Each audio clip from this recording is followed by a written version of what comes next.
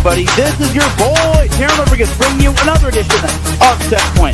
And as always, we have ourselves a jam-packed show as we have a lot of volleyball to discuss, such as Love Austin repeating as League One volleyball champion. What a grinded-out win from League One volleyball Austin.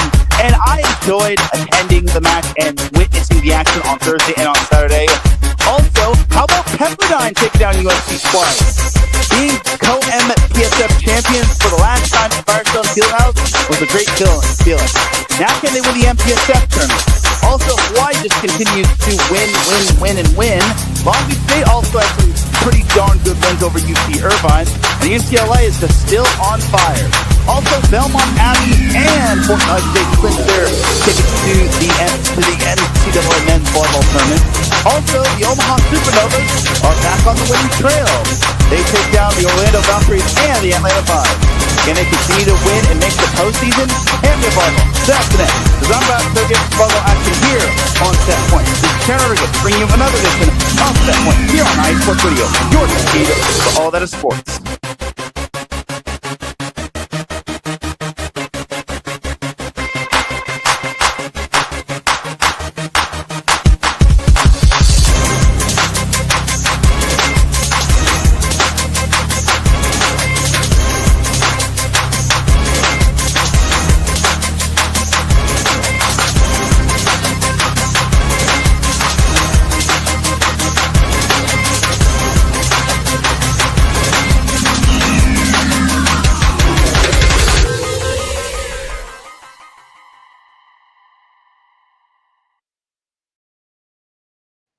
And welcome one, welcome all to another edition of Set Point.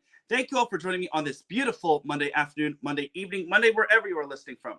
Either way, you've made your way in episode 347 of Set Point. Without any further delay, let's begin. But first and foremost, Set Point would not be where it's at without iSports Radio providing the platform for me to go live on X and on YouTube. Please do follow iSports Radio on X, which is the only social media platform that's got, and also subscribe on YouTube. We would greatly appreciate it. We're trying to reach 500 subscribers before we start going into the big numbers. And with your help, we could definitely get to 500 subscribers and beyond. So if you haven't already, please do follow us. And if you are following us and you're subscribed on YouTube, we would greatly appreciate it. And we thank you. For the last 11 years, going on 12 years soon, iSports Radio is bringing you amazing content ranging from interviewing legendary athletes, coaches, and other authorized media personnel to building tailor-made shows dedicated to all major sports around the country. Thank you to everyone for all of your support and for making iSports Radio your direct feed for all that sports. A huge shout to our sponsors, Planet Jerky, Premium Brisket Beef Jerky, and Vital Apparel. So without any further delay, let's get on into what our sponsors are all about. I'll see you all in a little bit.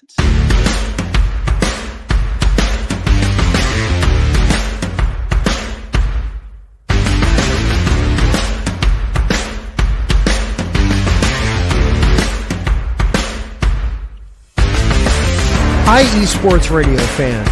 This show is brought to you by Planet Jerky Premium Brisket Beef Jerky. Planet Jerky is the official jerky of the 2022 California League champion Lake Elsinore Storm, Single A affiliate of the San Diego Padres. This all brisket jerky has gluten-free options, contains no MSG, no sodium nitrate, is low in sugar, and high in protein. Go to their website at planetjerky.net and follow them on Instagram at Planet Jerky. Planet Jerky, the jerky that's on a whole other planet.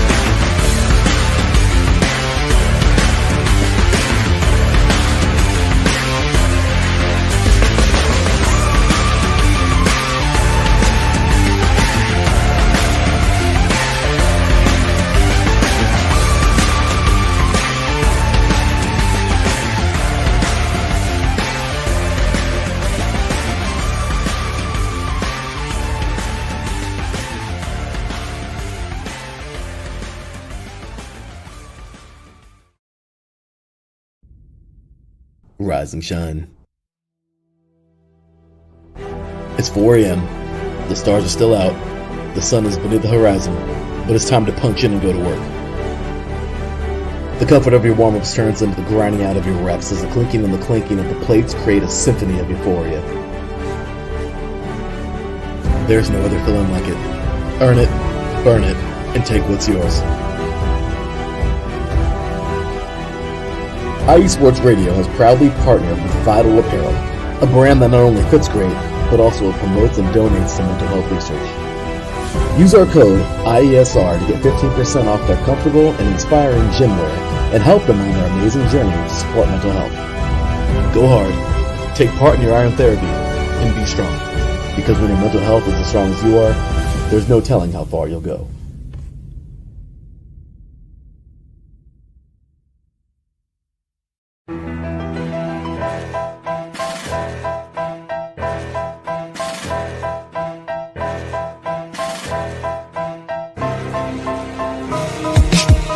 For the last 10 years, IE Sports Radio has been bringing you amazing content ranging from interviewing legendary athletes, coaches, and other authorized media personnel to building tailor-made shows dedicated to all major sports cities around the country. Make sure to follow us at IE Sports Radio on X, Instagram, Facebook, TikTok, and YouTube to keep up with the latest in sports and with all of our shows. Also, make sure to check out our daily updated website at iesportsradio.com. At iesportsradio.com, you can see our daily show schedule and check out all of our show pages with personal bios to learn a little bit more about each of our awesome hosts. In addition to our show pages, you can catch the IE Sports Radio blog, Hall of Fame, Fans of the Month page, and our merchandise shop including t-shirts, tank tops, caps, long sleeves, hoodies, and more. For now over a decade here at IE Sports Radio, we've continued to be by the fans, for the fans, and we thank you all for your support and for making IE Sports Radio your direct feed for all that is sports.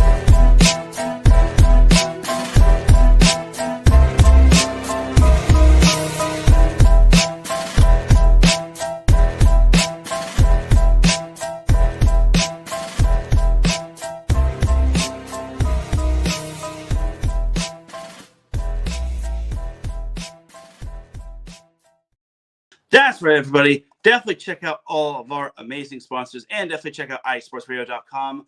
Also, check out all of our amazing shows as well, as we got a major variety of different sports dedicated to all major sports around the country. And while you're at it, make sure to follow Set Point on social media on X and on TikTok at set_point.ie. I promise you all, for real this time, I will post on the TikTok probably my League One volleyball experience and maybe some highlights from some of the NCAA men's volleyball matches that I attended. But also follow Set Point on X as well at set_point.ie. You can also follow me personally on X as well at Teran Rodriguez 1. You can also follow Set Point on Instagram at set_point.iesr. That's where most of my content has been going. So that's kind of where I'm also been growing as well. I also just hit 2,000 subscribers on Instagram. So hard to believe that I've already hit 2,000 subscribers. And all it took was me posting, volleyball clips and also volleyball videos and whatnot. So I really appreciate everybody for 2,000 followers on Instagram. And on the road to 10,000 is still on the table. So 8,000 and more to go, but I can definitely make it happen. So without any further delay, let's get on into the volleyball action. So we got to talk some NCAA men's volleyball first and foremost. As before we do so, Davidson Crooks pops in the chat room. He says, hit that like button. Yes, hit the like button when it comes to the show. I greatly appreciate it. Thank you, Davidson. Also, he says, that ain't it. He already said that. He also says, have a great show. Well, thank you, Davidson. I appreciate you. Davidson, as well as Dentarius Locke, will be live frequently with the NBA playoffs happening. They'll be live more often than not in terms of their show, Fast Break. So definitely give Fast Break a watch. It's going to be on more frequent, and most likely Larry P is going to be popping in as a guest as well. So just want to give that plug out there right now. So all right, let's talk some NCAA men's volleyball to start the show. So first and foremost, we've already crossed the threshold into conference tournament. So might as well just recap the conference tournament. So I actually forgot one conference tournament. Well, two actually, but one for automatic qualifiers was the Conference Carolinas. I actually forgot that the Conference Carolinas started last week and not this week. So that was a complete my bad on my behalf. But honestly, I would have picked Belmont Abbey to win the Conference Carolinas tournament anyway. So with all due respect to the other teams, it's not that I think that the other teams weren't gonna beat them. I think that Belmont Abbey has ruled the Conference Carolinas with an iron fist for the most part. So I don't think anything was going to change in that regard. So I think for Conference Carolina, or for the Conference Carolinas, Belmont Abbey would have been my pick. And Belmont Abbey actually wound up winning the whole tournament. They took down North Greenville in the semifinals. They actually had a first round bye all the way to the semifinals, where North Greenville eventually was able to get past its first round opponent, Barton. And then eventually Belmont Abbey was able to take down Mount Olive, which is a good team, but Belmont Abbey took them down in 4 in the championship match, which was very impressive. So that's 3 straight years that friend of the show, Derek Sullivan, the head coach of Belmont Abbey, will be dancing with in the NCAA tournament. So you had that right there. Not too surprising right there, but overall a great job on their behalf. So next up we had was the SIAC tournament. We had the SIAC conference where I actually kind of made a mistake. So it was actually a 5-team tournament because one team unfortunately folded its program, sadly, due to unfortunate events. But I actually still got the bracket correct. It was still Fort Valley State and Edward Waters in the semifinals. So regardless of what happened, Edward Waters made the semifinals. But Fort Valley State was able to take down Edward Waters, but they needed everything and more as they wound up winning that in a 5-set barn burner. So Fort Valley State dodged a big-time upset, and they were able to take down the likes of oh gosh, how am I blank? Edward Waters.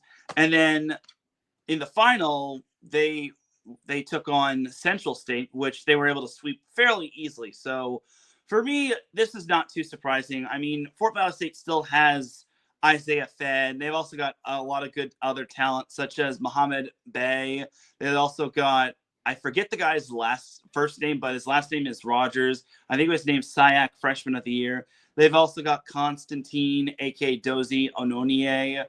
They also got, they also got another good middle blocker, but outside of Muhammad Bey. But Tavion, I forget his, man, I'm blanking on his last name too. It's like Tavion something. But either way, Fort Valley State still has a lot of good firepower on their team. They just don't get the credit that they deserve because they're in a conference that's pretty forgotten about, which is unfortunate, but that's why Fort Valley State is trying to make a name for itself in terms of the NCAA men's volleyball landscape. So I thought it was really cool that they managed to repeat again as conference tournament champions.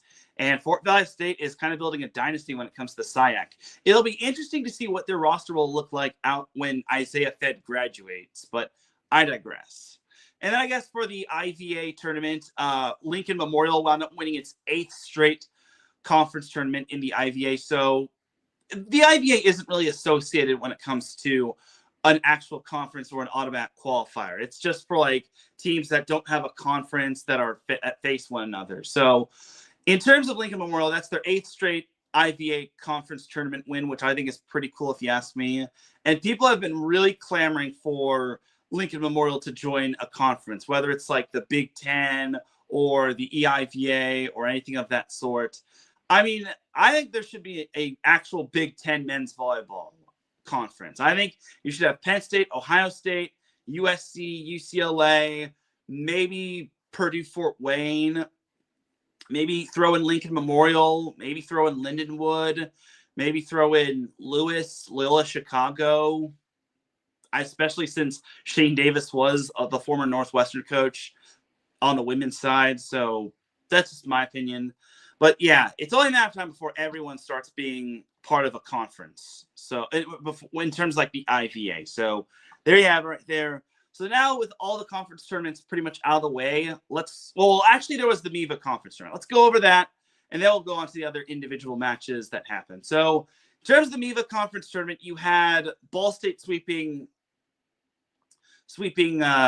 Northern Kentucky, which, come on, that was no surprise right there. With all due respect to Northern Kentucky, They wound up making their first ever, in their first season as a NCAA men's volleyball program, they wound up making their first ever MIVA tournament, but unfortunately they were the 8th seed and Ball State just took them straight to the shed. And then the other quarterfinal matchups, you had Loyola Chicago taking down Purdue Fort Wayne in 4. Good win right there, especially since Loyola is still dealing with injuries here and there, such as Alexander Sosa, who's still out. And then I think their 7'3" middle from Germany is still out as well. So for Loyola, they've had to shuffle around some players such as Bryce Robbins, who's playing right side for the Ramblers. So that's good for him. And then Aiden Klein had himself another monster game, which I think was pretty darn good as well. And then this was kind of the stunner, which I actually called. Lewis swept Lindenwood. Now, I did not expect Lindenwood to get swept. I expected Lewis to beat them, but I didn't expect a sweep. So it just shows that I think Lewis had the experience. And even though they didn't have Osan O's, who is still out due to injury, Lewis, I think, still had the upper hand against Lindenwood just because Lindenwood didn't really have the experience that Lewis had in terms of its roster depth and being in the MIVA tournament, in my opinion. Yeah, it was a tough loss for Lindenwood. A very promising season, but unfortunately, this is pretty much where Lindenwood is going to see their season come to an end. I highly doubt they get an at-large to the NCAA tournament just because they're only going to be like 5 at-larges. I think two will probably go to the Big West, and then 3 will go to the MPSF, but we shall see. Or maybe 1 will go to the MIVA in terms of like if Ball State or Loyola doesn't make it, but that's a time will tell thing. And then we had the exciting matchup of the weekend when it came to the MIVA tournament. We had McKendree outlasting Ohio State in 5. So McKendree went up 2-0 in the match. Ohio State took the next 2 sets, and then it was just a tug of war in that 5th set. But in the end, the Bearcats were able to outlast the Buckeyes. And I apologize to McKendree. I was not really familiar with your game. I thought Ohio State was going to actually pull off the win. That's because they had Shane Wetzel as well as Stanislaw Chichinski. But unfortunately, that was not the case, as those Bearcats are gritty as heck. And it shows that winning in Lebanon is such a tough place to win at. So I got to give kudos to McKendree. And I do apologize once again, McKendree. I was not familiar with your game. So the Bearcats advance. So the semifinals are Ball State versus McKendree, and then Loyola versus Lewis. So we get the Battle of Chicago, and Illinois is really represented. You've got 3 teams from Illinois, being Loyola from Chicago, Lewis from Romeoville, and McKendree from Lebanon representing. And then you've got the 1 team from Indiana, aka Muncie, being Ball State. So you had that right there. So I thought that was a very good win by Lewis and very good win by McKendree. So basically, the semifinals are, unless they reseeded them, which if they did, then I'm going to be disappointed. But the semifinals are indeed, in fact, Lewis Loyola versus McKendree and Ball State, or McKendree versus Ball State. So might as well just get the prediction. Well, actually, I'll save those predictions for later. But we got some matches to recap in terms of last week. So Wednesday, all the matches started then. We had Jessup taking out UC Merced in 4. Kind of a big win for Jessup because that eventually helped them make the MPSF tournament, which I'll get into in a little bit. Then you had Vanguard sweeping Concordia Irvine on Wednesday.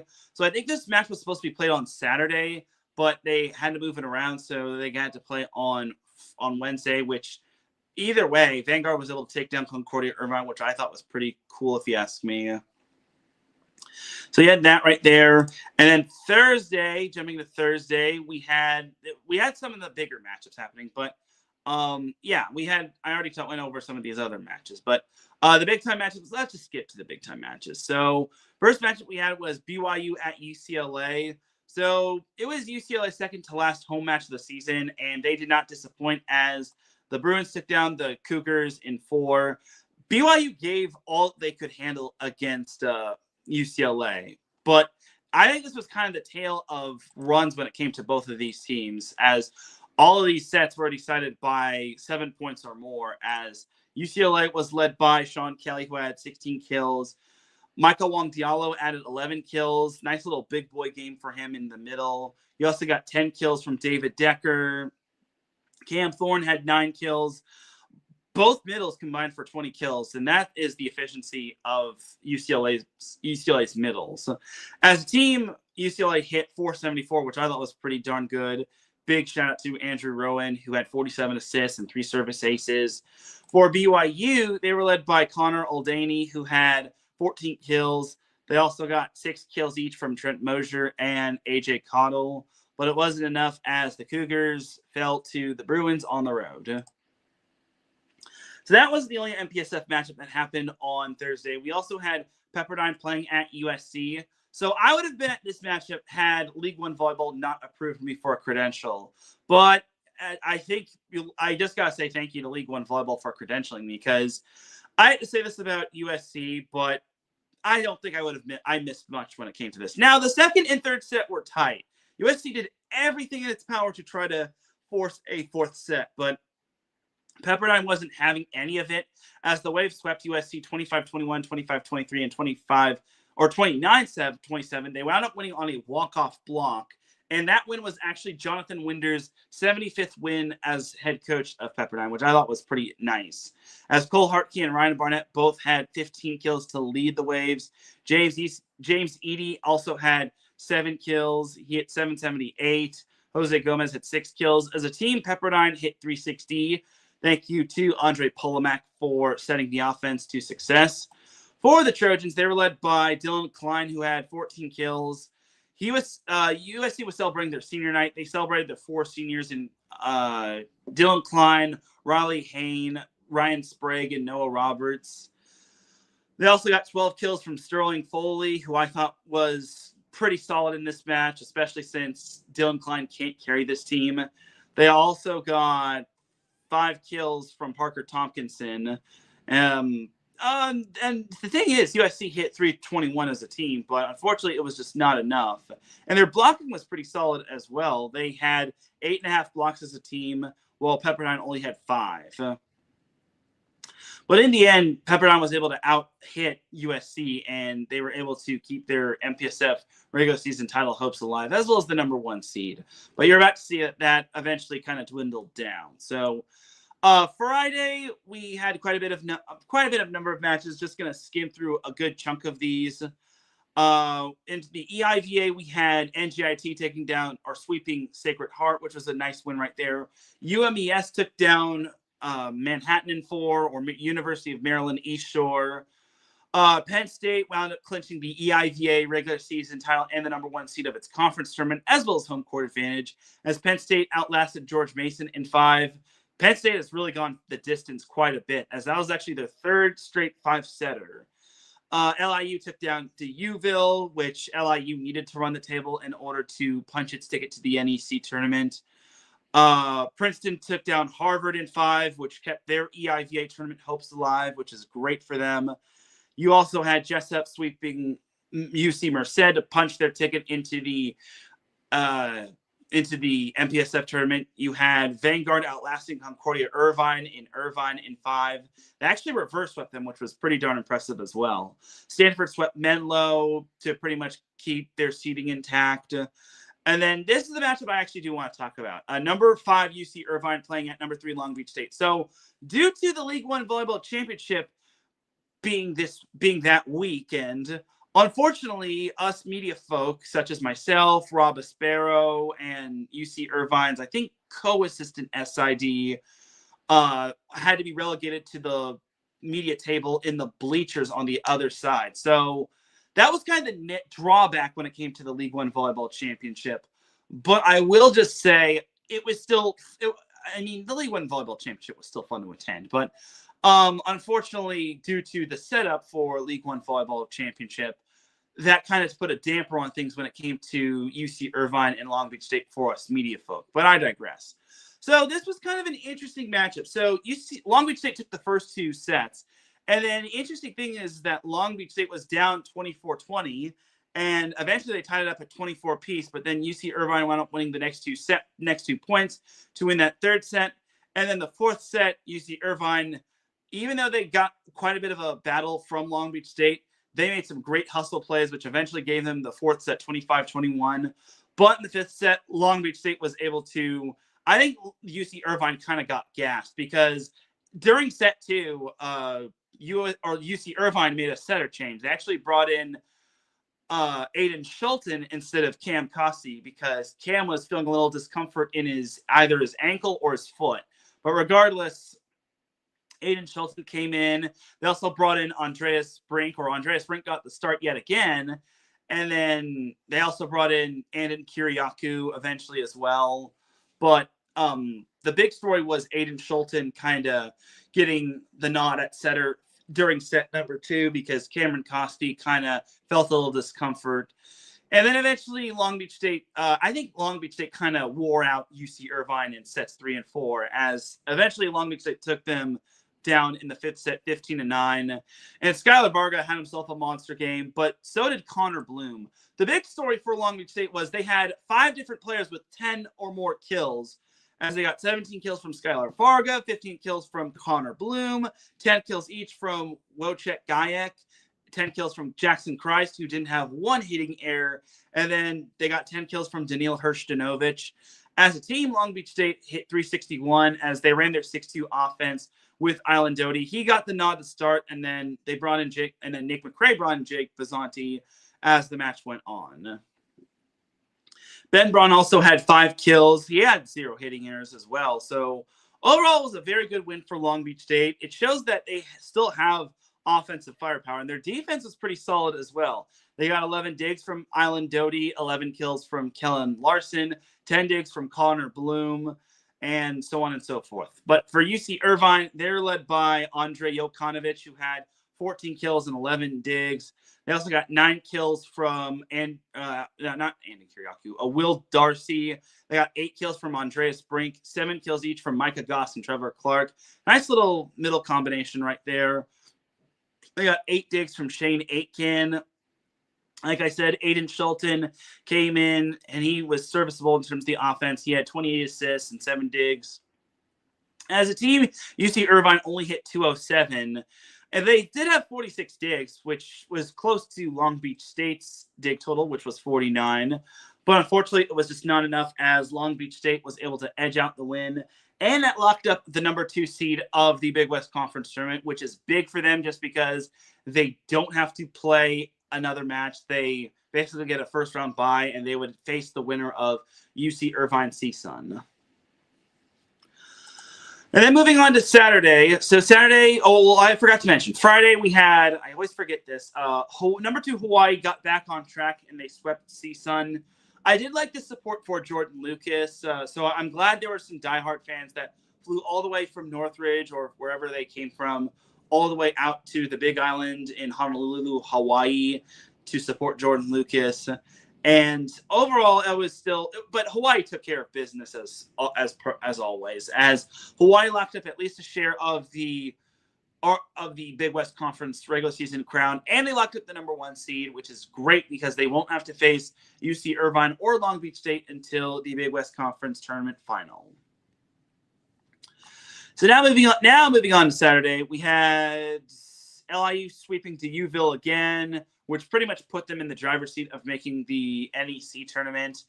We also saw, speaking of the NEC tournament, UMES taking down Manhattan in 4. Joshua Hightower had himself a monster night. I think he had like 28 kills on a hitting percentage of 750. Those are like video game numbers, dude. That was pretty darn impressive. And with that, UMES, in their first year as a men's volleyball program, punched their ticket to the NEC tournament, which I thought was great. Unfortunately for Manhattan, I couldn't say the same for them, as I think they were 1 game out of making the tournament, which is such a bummer. But Manhattan still had a great season overall, great first year as a men's volleyball program, and they can only go up from here on out, which also means that LIU punched their ticket into the NEC tournament, so you had that right there. NJIT took down Sacred Heart in 4 to lock up the number 2 seed in the EIGA tournament, and they also became one of 3 teams to go undefeated at home this year. I think I know one was UCLA, who wound up taking down BYU in 4 on Saturday. I don't. Oh, the other one was UMES. So Maryland East Shore also went undefeated. So Maryland East Shore went undefeated at home.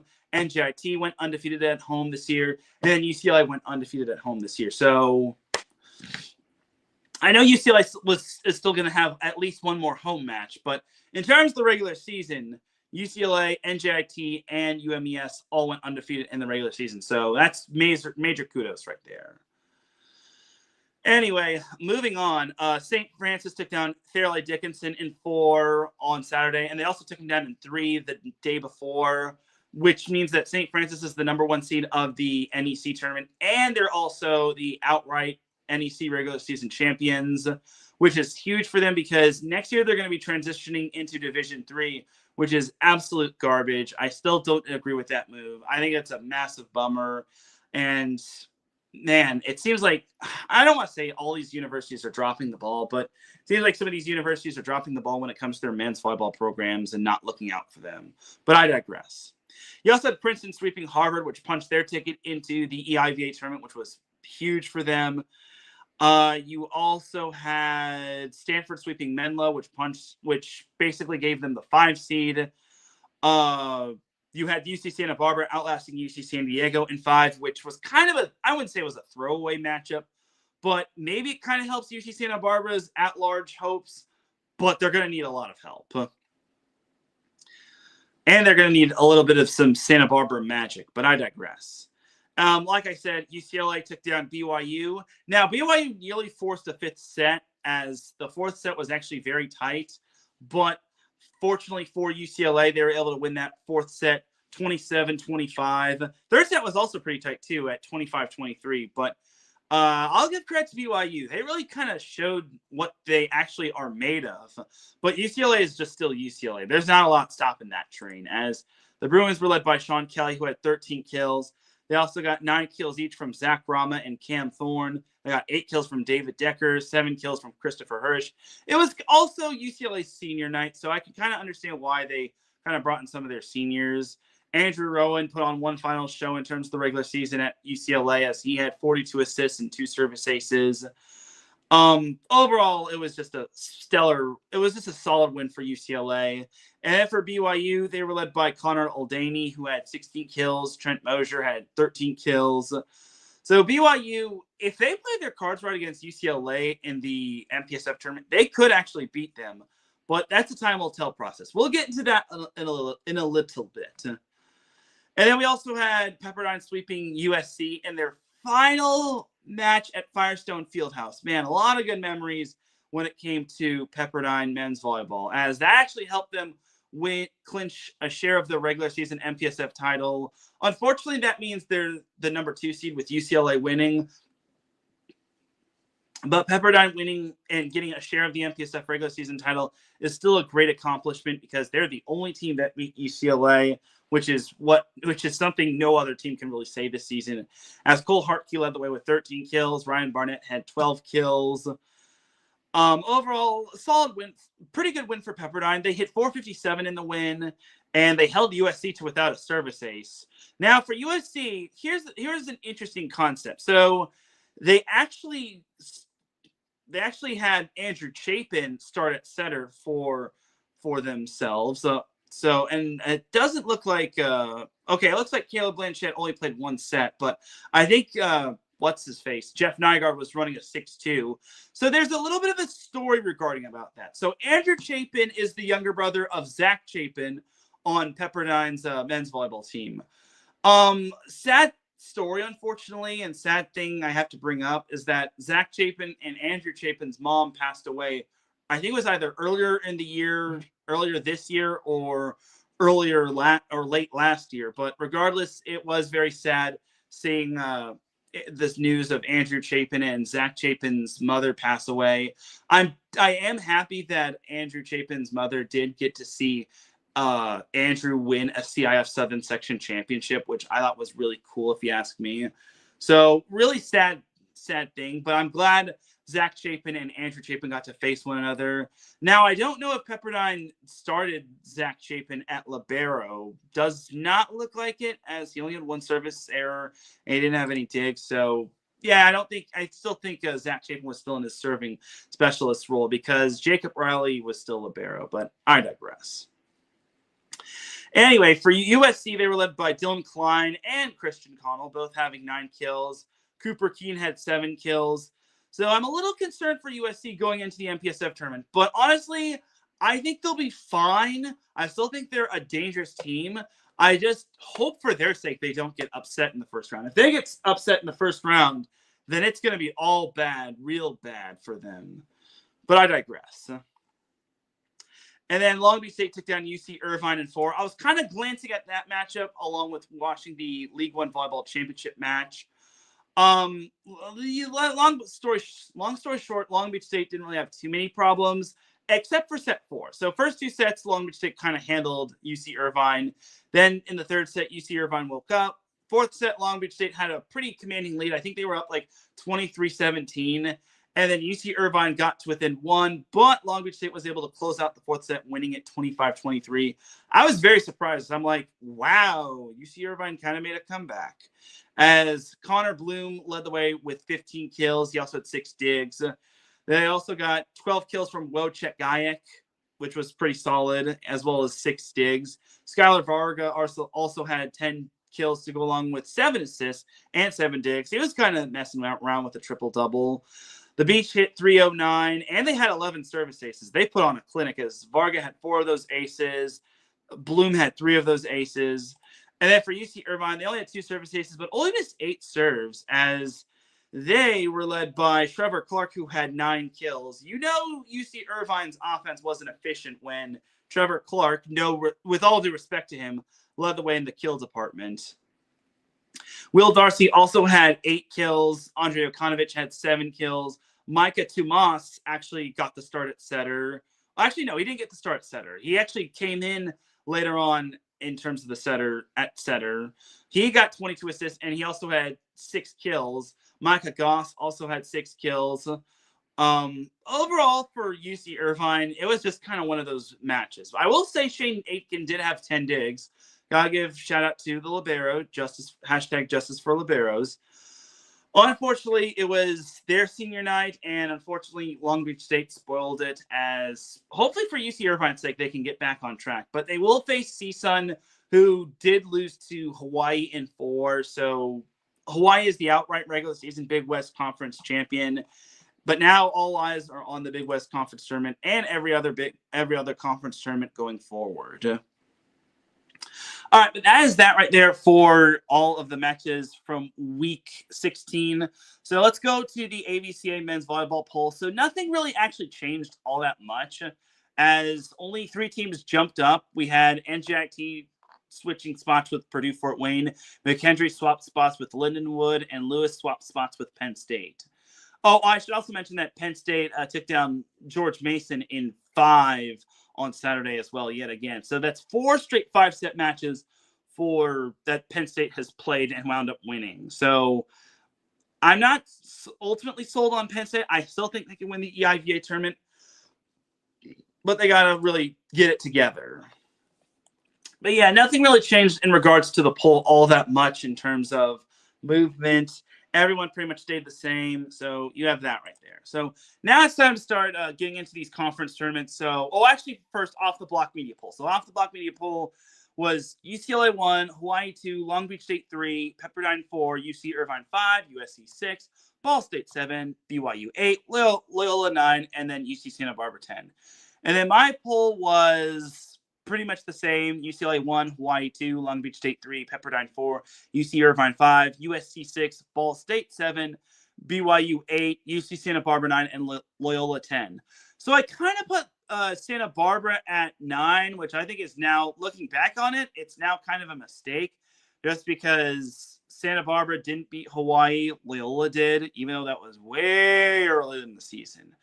But I think that was kind of a mistake. I think it was the point total was pretty dead even when it came to Hawaii, or when it came to Santa Barbara and Loyola. I actually do want to double check that really quick. Just a quick peek, just because I do want to see the actual poll, just in case I'm wrong. I highly doubt it, but let's see the actual poll. Roly-poly. Oh, wait a minute. I gotta get rid of the overlay.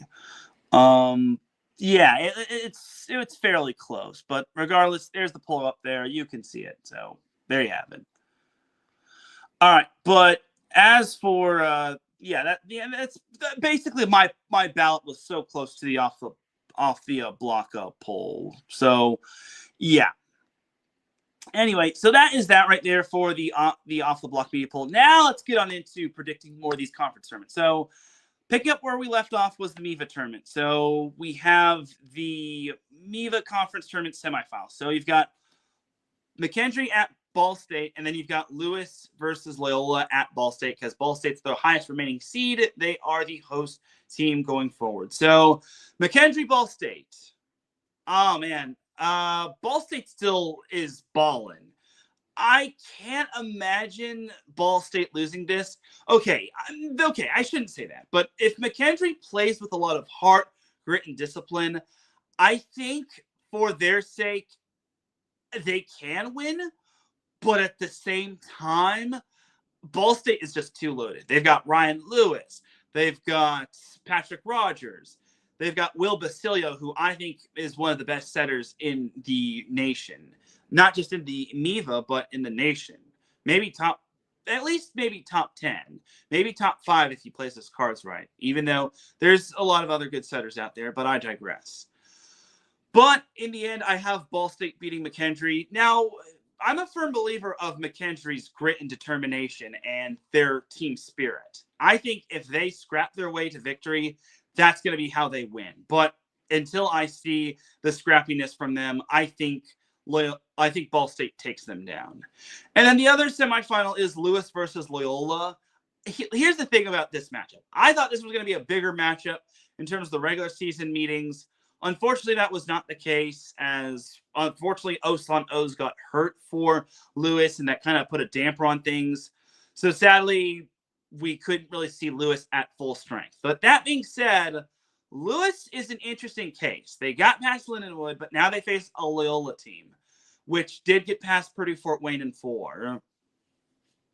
Now, both of these teams have kind of been battling injuries this year, but in my opinion, I think Loyola is going to advance. I think this one's going to be a lot closer than expected. I would not be surprised if these two teams went 5, because I think Loyola is a very darn good team. We just haven't really seen the full force of them, just because 2 of their top players are okay. One of their top players is out, and then the other is a complimentary player who's also out. But that being said, I think for Loyola, this is where they take down Lewis in a grinded out match, but I think they will have the upper hand on them, which means my final will be Ball State versus Loyola. So a couple weeks ago, these two teams met, and Ball State kind of took the Ramblers to the shed. This time around, this is the rubber match between both of these teams, and I think Ball State takes it. Ball State has been really consistent throughout most of this season. I don't see how the Cardinals veer away from their consistency. Now, I'm a firm believer in what Loyola has done, and Loyola has really looked solid. If they still had Alexander Sosa, I'd give this team a much better chance. But since they're not at full strength, I just feel that Ball State will take this one fairly easily. It'll probably be closer than the last meeting, but I still think Ball State takes it because Ball State has the home court advantage, and they've been the most dominant of all the MIVA teams throughout the entire season. Yes, Loyola was good when they took on Hawaii, but that was kind of in the early stages, and that was back when Christian Chatrisky got hurt, as well as most of their team wasn't really finalized. But I digress in that regard. So I have Ball State winning the MIVA tournament in its abbreviated form. So there you have it.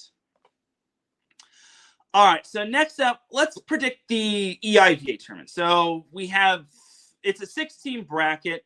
So Princeton and George Mason are facing one another in the first round, and then Charleston and Sacred Heart are also facing one another in the other first round matchup, which means poor Harvard kind of got left on the outside looking in. So bummer for them. But George Mason, Princeton. So Princeton is an interesting case. Their record doesn't show it, but Princeton, it's hard to really say Princeton's had a good year because they haven't. They've had a bunch of matches where they've struggled in. They needed the last week of the regular season, and they needed to beat a basically down bad Harvard team in order to make the EIVA tournament. And I say this with all due respect to Sam Schweisky, because former Set Point guest and friend of the show. That being said, look, Princeton is good. They've got a lot of good talent on that team, but I think George Mason's experience, I think, will be the difference in terms of them winning. I think Princeton will actually make it close on George Mason, but I actually think George Mason pulls off the win in very narrow fashion. So give me George Mason to win in close fashion. And then we also have Charleston Sacred Heart in the other first round matchup.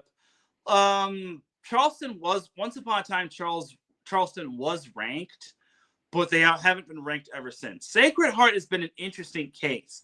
I think they have quite a bit of talent on their team, but I don't think that it hasn't really been. I don't think they haven't really gotten the credit they deserve because they've been overshadowed by the likes of George Mason, NJIT, and Penn State. But they did take Penn State to 5 twice. And they're such an interesting team. That being said, you know what? Screw it. I'll take Sacred Heart to win. I think Sacred Heart barely gets the win. Yeah, they've lost 4 straight, but Charleston's lost 5 straight, so they're no better. So I think Sacred Heart pulls off the win. I think it's going to be a 5-setter. I think they pull this one out in 5, but in the end, I think Sacred Heart advances and they get past Charleston, which means my semifinal would be Penn State, Sacred Heart, and NJIT George Mason. So Penn State, Sacred Heart, let's get this out of the way. Penn State will beat Sacred Heart, and I say this with all due respect to Sacred Heart. Sacred Heart did push Penn State to 5 at Sacred Heart, but this time Penn State's hosting this whole EIVA tournament. I highly doubt Sacred Heart's going to have lightning strike twice when it comes to pushing Penn State to 5. I think Penn State gets by Sacred Heart, and I think they have a better understanding. Though I think Sacred Heart can maybe make it interesting on the Nittany Lions. With that said, I think Penn State takes down Sacred Heart kind of fairly easily. And Penn State's been more battle-tested, so I think that's going to also be a benefit as well. And playing at home is also going to be big. And also, Penn State's won 9 straight matches, so you can't disregard that. Also, it's Mark Pavlik's last year. If they don't make the NCAA tournament in Pav's last year, it'll be disappointing. So the other semifinal is NJIT George Mason, and this is an interesting semifinal. So both these teams split with one another. Here's the thing about George Mason. Liam French, after I think it was like week 2 of the NCAA men's volleyball season, it felt like everything was about to go to you-know-what when it came to George Mason. Because losing Liam French is such a big loss for this team. But they've really responded well. Again, one of their wins was against NJIT, which I thought was a pretty big win, considering George Mason hasn't really had too many big-time wins. George Mason has really filled the void well following Liam French's injury. But here's the thing about NJIT. I think NJIT is also playing some good volleyball as of late. And even though George Mason did push Penn State to 5, I think this is NJIT, one of NJIT's better teams. Now, you got to remember, NJIT started this season off 0-5, and it looked like there wasn't much hype around this team going into the future of the season. But NJIT managed to rattle off 10 straight matches before said George Mason team took them down. I will also say this about NJIT. I think they're definitely a good team. And the fact that they took down Princeton twice, even though Princeton's not that great, kind of speaks to volumes of how good this team actually is. That being said, I'm going to pick NJIT to win this one. I really say this with all due respect to George Mason. They are a gritty and resilient team, even without Liam French. But I think NJIT has been well-disciplined this year, and they've really rebounded well, especially when it comes to EIVA play. So I think NJIT will advance to the EIVA finals, but it'll be grinded out match. And my final for the EIVA tournament will be NJIT versus Penn State. Oh, man. I say this with all due respect to NJIT. They're a good team, and I'd really like to see them make the NCAA tournament. But until a team from the EIVA has an answer for Penn State, I got to go with Penn State winning this whole thing. I think Penn State is just too good when it comes to lose at this point in terms of an EIVA match or the EIVA tournament. And again, this is Mark Pavlik's last year. I can't imagine them losing on their home floor in the EIVA tournament semifinals or finals. So give me Penn State to win the EIVA tournament over NJIT. All right, we have that out of the way. Next up, we've got the NEC tournament. So here's the thing about the NEC tournament. It's only a 4-team bracket, so it's number 1 seed St. Francis taking on number 4 seed LIU. So this is kind of an interesting matchup. LIU, I will say this about LIU. They kind of got fortunate enough to have their last 2 matches against DUville, which I hate to say this about DUville. They're not the best team. They're not by any means a good team whatsoever. And I say that with all due respect to DUville. They were not good this year. I'm sorry. They were not. That being said, LIU is a solid team, but here's the thing. St. Francis is also playing for a purpose. This is also another little bit of a storyline for St. Francis. This is the last year that they're going to be in Division 1 or Division 1-2, because next year all of their athletics are going to be in Division 3, which really sucks. And I really gotta say, good job, St. Francis, for freaking dropping the ball. Almost as bad of a decision as St. Francis of Brooklyn closing down their athletics program, but I digress. That said, look, with all due respect to LIU, I have St. Francis winning. St. Francis still has a bunch of really talented players led by Brady Stump. I can't imagine St. Francis losing at this point. So give me St. Francis to win. Maybe LIU can give them a run for their money, but I just don't see St. Francis losing. And then we have, this is probably the most interesting matchup. Fairleigh Dickinson playing Maryland East Shore. So this is the battle. I think both of these teams are HBCUs.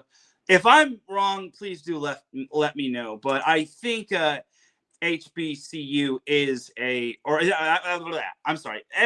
is an HBCU. So that being said, this is a very fascinating matchup. And honestly, I really think that this is going to be a really good matchup, in my opinion. Fairleigh Dickinson is having the season of their life. And honestly, UMES is having, or Maryland East Shore is having Fairleigh Dickinson is not an HBCU, so my apologies, but they are a private school, or they're a private campus. Maryland East Shore is the HBCU, so that's my bad, but I digress in that regard. So Fairleigh Dickinson, Maryland East Shore, man, I have a lot of respect for Dr. Anitra Brockman and for Carl France. I really hate to have to pick one of these teams because both these teams tied for second in their conference. So it's the perfect 2 versus 3 matchup. It's so really tough to pick. I mean, Fairleigh Dickinson has been. Fairleigh Dickinson has the experience, but Maryland East Shore is giving me why not us vibes. And you know what? I'm really going to regret this pick, but I'm going to pick Maryland East Shore to beat Fairleigh Dickinson. It's going to be a grinded out match, but I think Maryland East Shore has a lot of firepower. Yeah, it's a lot of young guys, and it's their first year as a men's volleyball program. But why not Maryland East Shore? Why not them? But for Fairleigh Dickinson, their future can only get brighter because with St. Francis leaving the conference, heaven knows that they could probably be one of the top teams from the NEC. or could be Maryland East Shore or LIU or Damon or Manhattan, or heck, even D'Youville. But either way, I got Maryland East Shore edging out Fairleigh Dickinson or FDU in the semifinals of the NEC tournament, which means my final is going to be Maryland East Shore and St. Francis. Man, barring no injury to Brady Stump like what happened last year, oh God, that was horrible. I see St. Francis winning this. I see St. Francis winning this tournament based on experience and talent. Now, it'll be really cool that Maryland East Shore gets to the NEC final, but I don't see them getting past the final. I don't see them getting past St. Francis. And I say that with a lot of respect to Maryland East Shore for the season that they're having and for them making the NEC tournament. And hopefully, knock on wood for my fruition, they do pull off the win over FDU. But I have St. Francis advancing. All right, so let's actually speed it up right along. So let's go to the MPSF tournament. So MPSF tournament will consist of 8 teams. Interesting thing is that Vanguard and BYU have a better record than Stanford. But here's the thing. That doesn't mean squat because the 3-person selection committee from the MPSF seeds those 8 teams in the MPSF tournament. So BYU is hosting the MPSF tournament. I can't confirm that. So the 1 versus 8 matchup is UCLA versus Concordia Irvine. I say this with all due respect to John Girton. I just feel UCLA is going to win this one easy. Look, UCLA is just – there's not a lot stopping this team. I mean, until someone other than Pepperdine can stop UCLA, I got to go with UCLA. So give me the Bruins to take down Concordia Irvine in the first match. Then the second match is Jessup taking on Pepperdine. I think that's going to be the first matchup of the day when it comes to that tournament, but I can't confirm that ultimately. That said, look, Jessup is in its first year as a member of the MPSF tournament, or as a member of the MPSF. With all due respect to Jessup and to Kyle Steele, I think Pepperdine will take them down. Until a team other than UCLA finds the answer to take down Pepperdine, I just think that Pepperdine is going to win that matchup. I wouldn't say fairly easily, but without too much hassle. And then next up is the 3 versus 6 matchup, Vanguard versus USC. Now, interesting thing is that Vanguard is 8-6, and technically they should be the 5 seed taking on BYU, who would be the 4 seed. But again, you got to remember that the committee rearranges the seedings, and they don't take conference records into consideration. So Vanguard, and if you look at Vanguard's conference wins, it's not really ultimately great. And I say that with all due respect to Vanguard. But they take on USC. Oof. USC needs a match to get up off the mat. And if they lose this, then I think they can kiss their at-large hopes goodbye. So that being said, I think USC advances. Look, I can't imagine USC losing to Vanguard. That would be the biggest upset ever. It would be quite the win for Vanguard, and Vanguard has been respectable, but they haven't really beaten an MPSF team that's been ranked. And I hate to say that, but it's the truth. As Marcus Lowe's great pops to the chat room, he says salute. And yeah, Marcus, I'm picking USC to at least get out of the first round of the MPSF tournament. All right, so now for the 4 versus 5 matchup of the first round of the MPSF tournament. BYU versus Stanford. Oh, this one's going to be fun. Here's the thing about Stanford. They're the underdog, but don't tell them that. They've beaten BYU twice.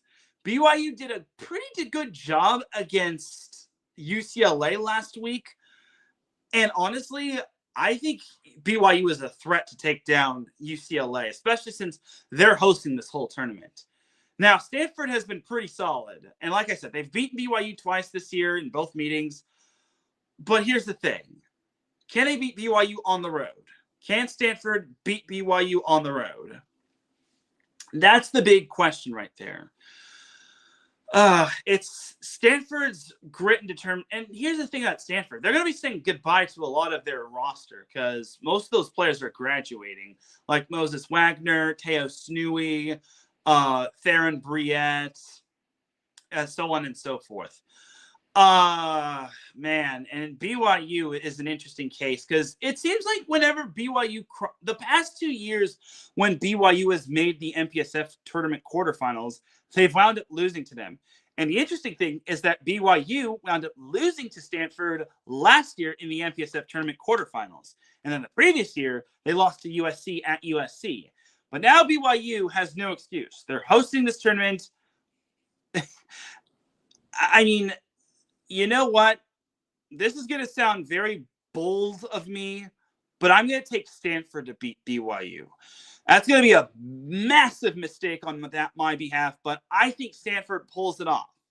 It's tough to beat a team 3 times in 1 year, but I think Stanford's grittiness, I think Moses Wagner being the darn good, talented player that he is, he's going to lead that team to victory. And I say this with all due respect to BYU, but I think Stanford gets the job done. I think this is where Stanford is going to shine, and this is where I think BYU is going to fall a few points short of taking down Stanford. And I know it's going to be tough to win at BYU and beat BYU at BYU, but I think Stanford is up for the challenge, which means my MPSF quarterfinals will be UCLA, Stanford, and then Pepperdine, USC. So the easy matchup to kind of predict is UCLA and Stanford. With all due respect to Stanford, if they get out of the first round, I just see UCLA winning. I will say this, no matter who gets out of the first round between UCLA and Stanford, I think they advance. I think UCLA advances. I just think that Pepperdine and Stanford, or I'm sorry, not Pepperdine, Stanford. Stanford and BYU, I don't think they're going to hold a candle to UCLA. Now, BYU would be an interesting case because I know how Smith Fieldhouse can get really packed, but first they got to get out of the first round. But regardless of who UCLA draws, I think UCLA advances to the MPSF finals. And then you've got Pepperdine and USC. Oh, man. You know, part of me wants Pepperdine to win and force USC to not advance past number 6. But then again, it's no guarantee that USC could stay at number 6 in terms of the seedings. Because here's the thing. If USC, well, obviously if USC loses in the quarterfinals, then they can't jump up any higher. But here's another thing.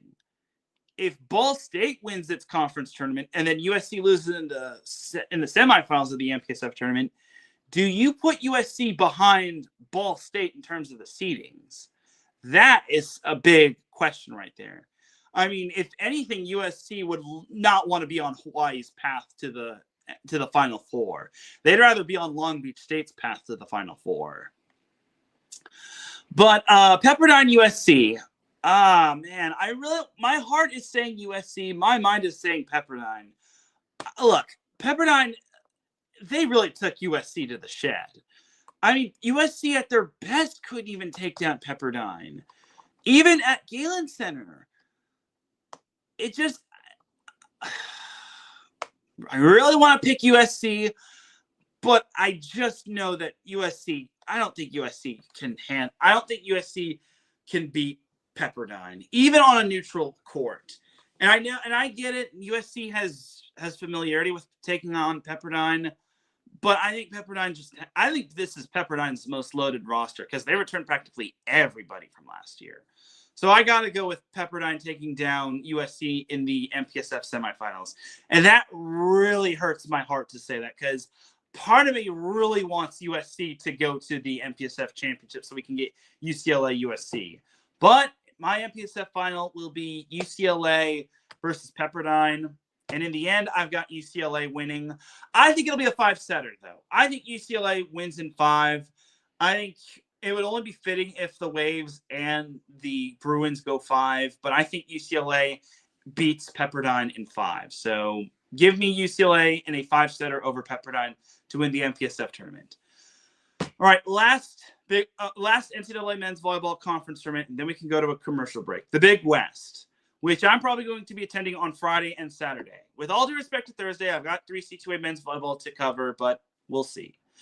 All right, so Thursday's matchups are CSUN the 6 seed and UC Irvine the 3 seed. This one's look. I say this with a lot of respect to CSUN. They have had a lot of bad luck when it comes to taking on these Big West Conference teams. They went 5 with UC San Diego but couldn't win. They went 5 with Long Beach State. They couldn't win. They went 4 with UC Irvine and darn near could have gone 5 with UC Irvine at UC Irvine. Couldn't win. You know who I think is going to have a big match this week when CSUN plays UC Irvine? Jordan Lucas. I hate to have to open up the Band-Aid of this, but if you all remember, one of the broadcasters from the UC Irvine CSUN match kind of said something that rubbed a lot of people the wrong way. But now CSUN returns to the scene of the crime where that last happened. And I think Jordan Lucas is going to have himself a big match, as well as Jalen Phillips. But that being said, with all due respect to CSUN, I like them. I like the story that they've had with Jordan Lucas, rising above this whole thing. I think UC Irvine takes it. I really hate having to pick against Theo Edwards' team, but let me just tell you, UC Irvine kind of needs to get up off the mat, especially since their at-large hopes bank on this. Because if UC Irvine loses to CSUN, that puts them in jeopardy of not making the NCAA tournament. So the other matchup is the 4-5 matchup, UC San Diego and UC Santa Barbara. Both these teams went 5 in the first meeting. UC Santa Barbara won both meetings. Look, this one's tough to predict. I mean, on one hand, I think UC San Diego, they're impressive. They are the only Big West Conference team to beat Hawaii, albeit Hawaii did not start most of its players like Travell Jordan, and they didn't start Tread Rosenthal and so on and so forth. But I think UC Santa Barbara, with the talent that they have, will take down UC San Diego in another 5-setter. With all due respect to the Tritons and to Brad Rostratter, I think Santa Barbara on paper is the more loaded team. But knowing UC San Diego, they're going to make UC Santa Barbara grind for that win.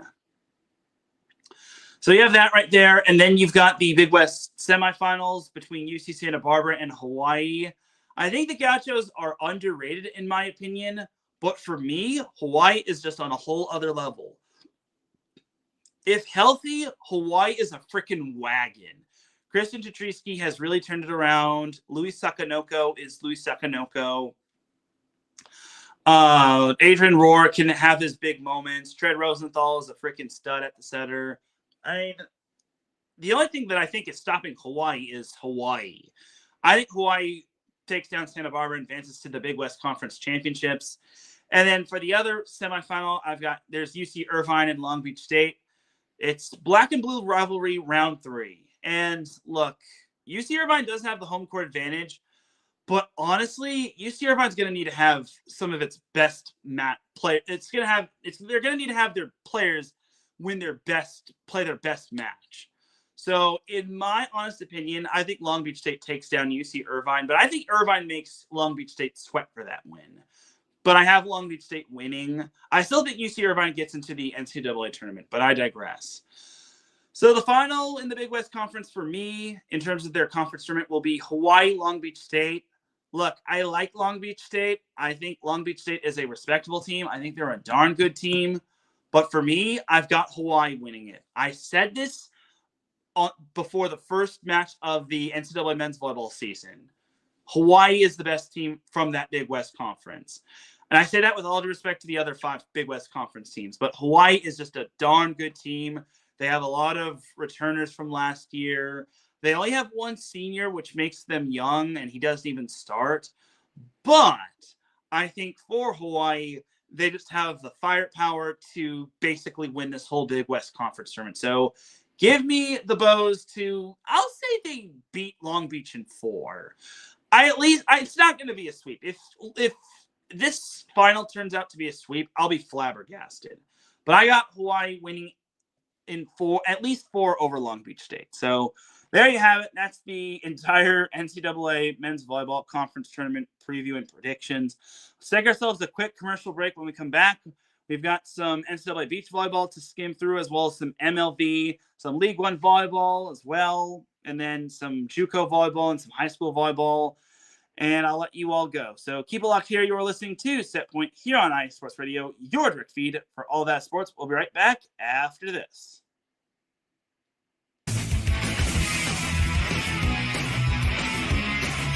Hello, everyone. My name is Daryl Kinsey Jr., and I'm welcoming you to take another lap with the fastest show on IE Sports Radio. Yes, this is the Extra Mile with me and my co-hosts Christopher Lehman and Michael Ward. We talk everything racing from NASCAR to IndyCar to Formula One to limited hydroplanes, endurance racing, the NHRA, and more. So come join us for an hour of great racing talk and a lot of fun as well on the Extra Mile, Thursdays at 8 p.m. only on IE Sports Radio, your direct feed for all that is sports.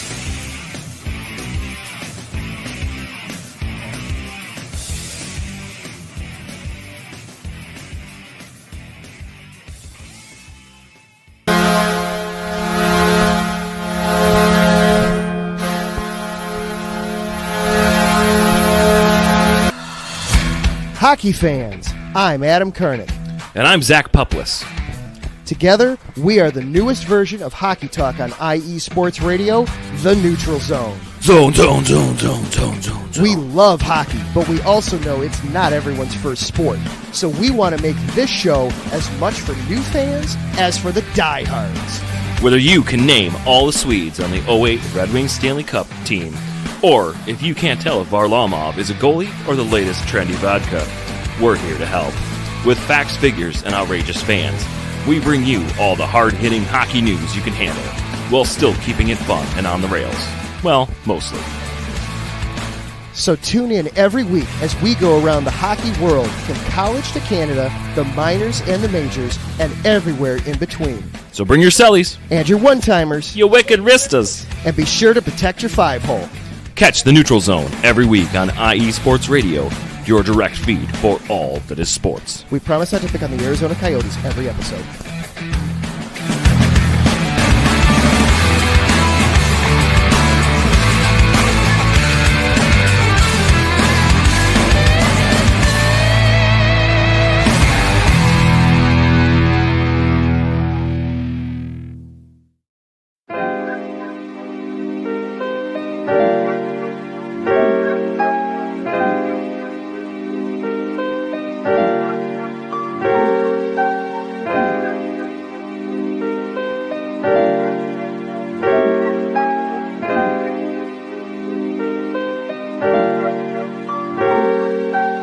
Hello, ladies and gentlemen. My name is Davidson.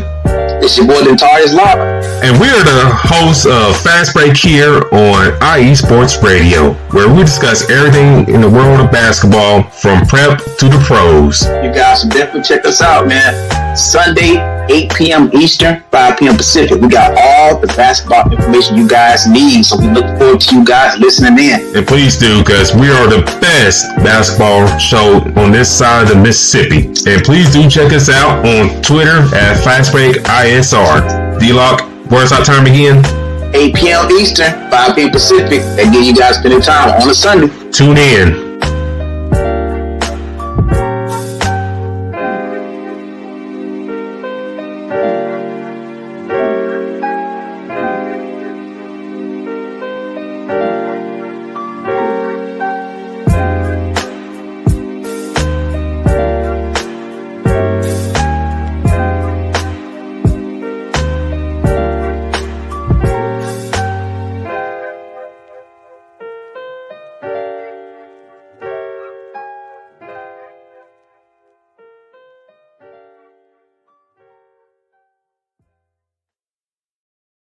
Welcome back to the second half of Set Point here on IE Sports Radio, your direct feed for all that sports.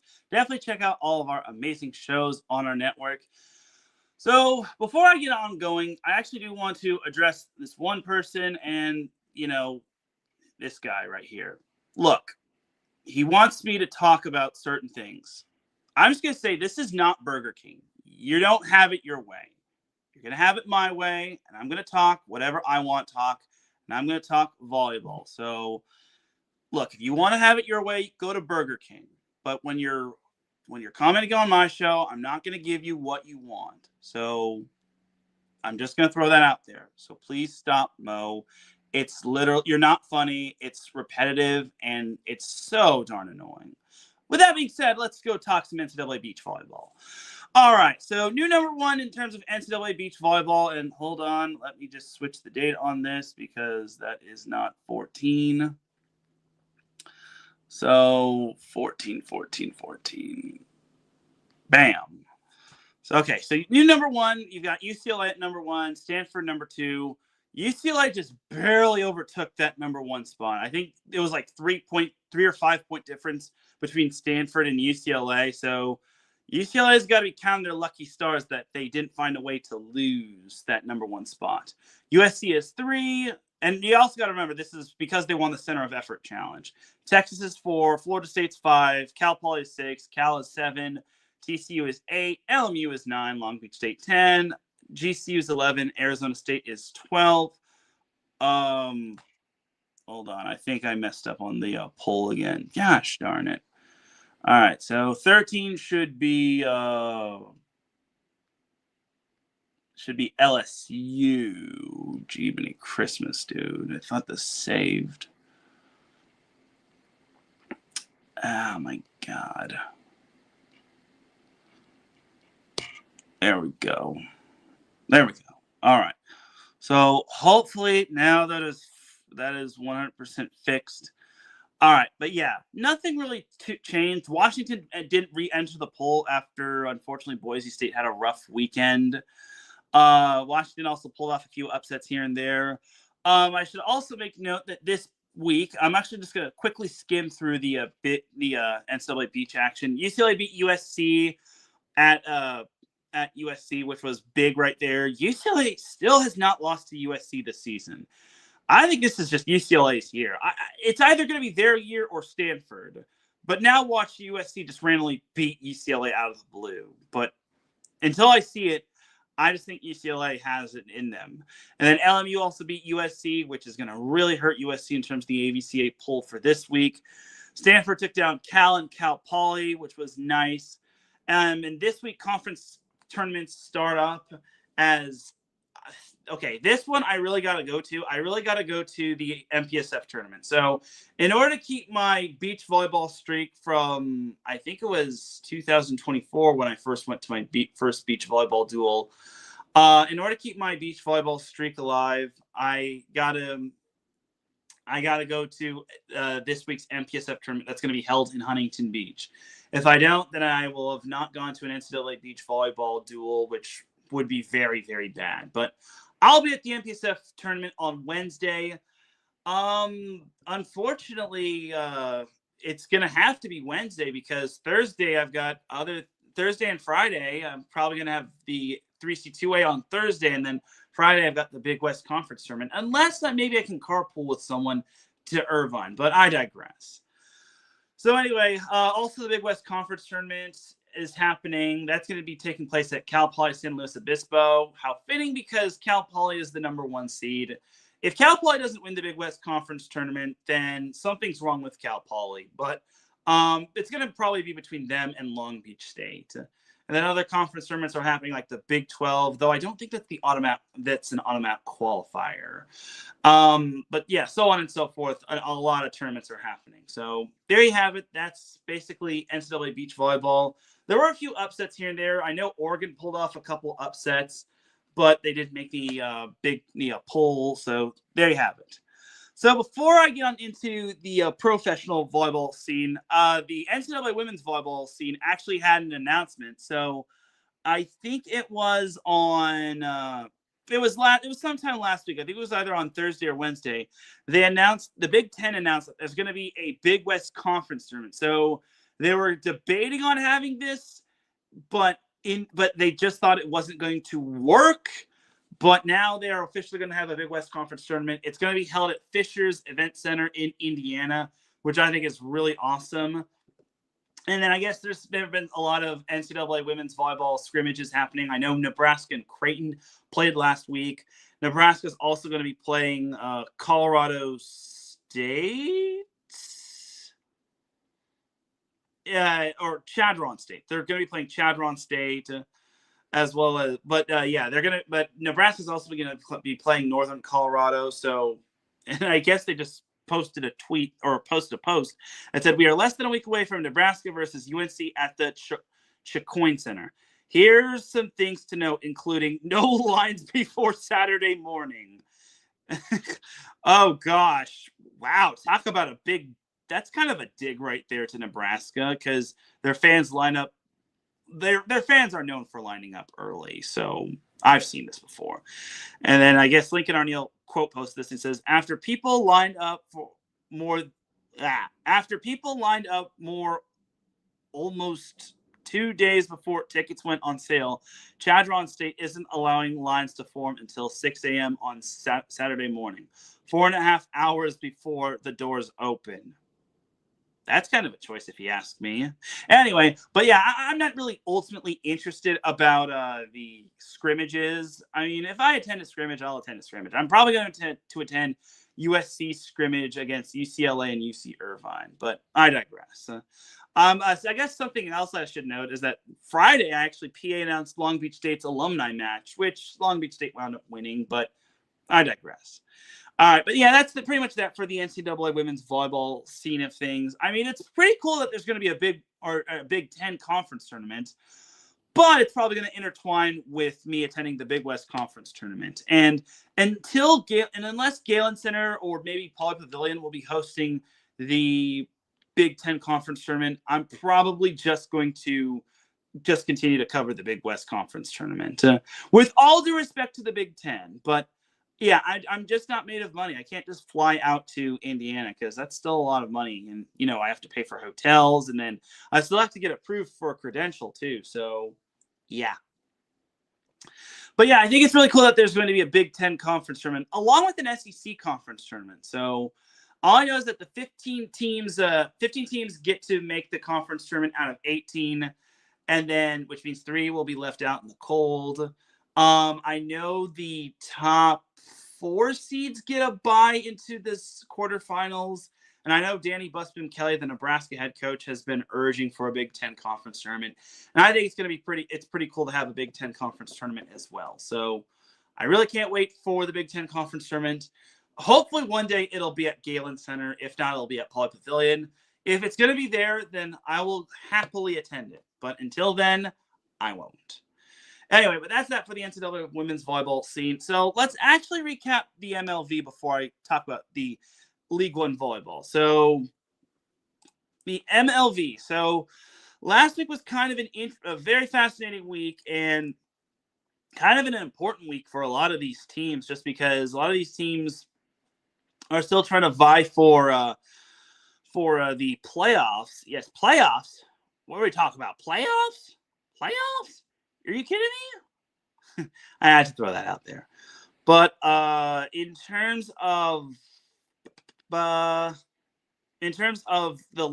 week last week, the week started on Thursday with the Omaha Supernovas playing at the Orlando Valkyries. So this was kind of a crucial matchup, kind of a must-win for both of these teams. Both these teams needed the win as bad as possible. Orlando was 1 game out of a playoff spot, while Omaha was 1 game up on Orlando for a playoff spot. And thankfully for Omaha, they clutched up and they wound up winning in straight sets over Orlando. So this was actually Thomas Robson's first win as interim head coach, as he actually became the youngest head coach to win a professional, I think it was professional volleyball match, if not a professional women's sport in general. But regardless, that's still a pretty darn good win for Omaha. Massive clutch win right there, just because that gives them a little bit more breathing room. And I imagine that kind of gives them some separation in terms of the head-to-head standings. I think the head-to-head might be dead even with those two, but I don't know off the top of my head. Speaking of clutch wins, the San Diego Mojo managed to pull off a clutch win on the road against the Atlanta Vibe, sweeping them on the road, which was a very good win by the Mojo. I was generally impressed by the Mojo. I had some concerns just because San Diego wasn't really the best away team, and they needed to swing when the iron was hot. But thankfully they did, as Maya Tabron and Morgan Lewis both led the way with 11 kills. As a team, San Diego hit 235 Well, Atlanta actually hit 231 as the Vibe were led by Iko Jones, who had 19 kills, while Leah Edmond added 12 kills along with 14 digs. But it wasn't enough. Ellie McKissock had 17 digs. And then for the Mojo, they didn't run 2 liberos. They had Shara Venegas with 16 digs. And then they had Marley Monserrat with 38 assists and 10 digs. So nice win right there for San Diego. I thought it was a great win on their behalf, and that gets them closer and closer to the playoffs. But there were 2 other matches that happened last Friday, and one was actually quite the upset as the Grand Rapids Rise took down the Indy Ignite again at Van Andel Arena. So I don't know what it is about the Grand Rapids Rise finding a way to beat the Indy Ignite. Like, where was this Grand Rapids Rise team when they lost to the freaking Columbus Fury? Anyway, I digress. Elizabeth Ine led the way with 19 kills for Grand Rapids, while Carly Snyder had 17 kills and 11 digs. They also got 11 kills from Ramat Alasan. If I mispronounced that, I apologize. Grand Rapids hit a whopping 305, while Indy hit 307, which was pretty good if you ask me. They actually cooked, but unfortunately it was to no avail, as they actually didn't have Mia Tuaniga at setter, as Anis Havili was the one that started at setter for Indy, as she had 51 assists and 14 kills. But yeah, nope. Okay, Mia did play in the second and third set, but interestingly enough, she didn't start in the first set, and she didn't play in set 4. But it is what it is, as Indy was led by Azani Keeler, who had 24 kills and 10 digs. Lakator member Monet had 18 kills. And, yeah, that's a tough loss for Indy. And it got tougher when the Dallas Pulse swept the Columbus Fury. So that made Sunday's match between the 2 teams, the Dallas Pulse and the Indy Ignite, a little bit more worth more. But the Pulse kind of had to grind this one out against Columbus. The first and third set were 2-pointers, but the Pulse were able to pull out the win as Mimi Collier led the way with 18 kills. As a team, Dallas hit 321, which was very nice, while Columbus only hit 189. They were led by Raina Terry, who had 12 kills, while Megan Courtney Lush added 10 kills. Raina Terry had 12 kills, yeah. But, yeah, I imagine Columbus's playoff hopes are pretty much over and done with. So Sunday, there was a quadruple header. Quite a number of good matches that happened. So let's get the toilet bowl matchup out of the way. The Grand Rapids Rise and the Columbus Fury. 2 of the worst teams in the league. Though the Rise did have some playoff hope. The Rise still have playoff implications considering they took down Indy. But Grand Rapids took down the Fury on the road in 4, which was very nice. It could have gone 5, but Columbus is just Columbus, and sadly they just could not clutch up, sadly. Even when Audrey Pack had 19 digs and 38 assists, and then Camille Hiapo had 20 digs, this Columbus Fury team still couldn't get the job done.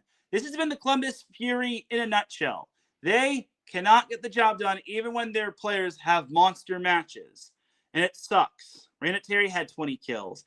They also got 15 kills from Jalen Hodge. What is it with this Columbus Fury team that they can't get the job done, even though their players just have big time matches? Anyway, for Grand Rapids, they were led by Carly Snyder, who had 15 kills. They got 12 kills each from Elizabeth Ine and Paige Briggs-Romine. Briggs-Romine also had 17 digs to lead Grand Rapids in that department.